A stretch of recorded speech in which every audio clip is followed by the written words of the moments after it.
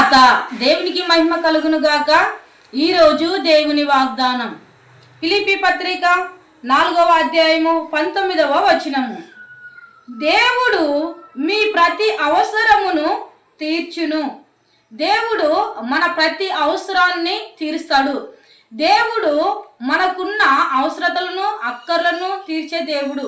కాబట్టి మనం ప్రతిదినము దేవుని పైన ఆధారపడినట్లయితే, దేవునికి మనం మొరపెట్టినట్లయితే, దేవుని ఆశ్రయం మనం కోరినట్లయితే, దేవుడు మన ప్రతి అవసరమును తీర్చి మనల్ని ఆనందింపచేస్తాడు. కాబట్టి ఈ సమయంలో ఈ వాగ్దానం చూస్తున్న ఓ విశ్వాసి, ప్రతి అవసరతల నుంచి తీర్చబడాలంటే దేవునికి ప్రతి దినం ప్రార్థించు, దేవునికి లోబడి జీవించు.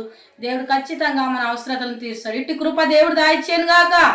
కళ్ళ మూసుకుందాం, చిన్న ప్రార్థన చేసుకుందాం. దయగలిగి తండ్రి, కృప కలిగిన యేసయ్యానికి వందనములు. అయ్యా, మరి నా తండ్రి, మీరు మాకు ప్రతి అవసరతను తీర్చే దేవుడు.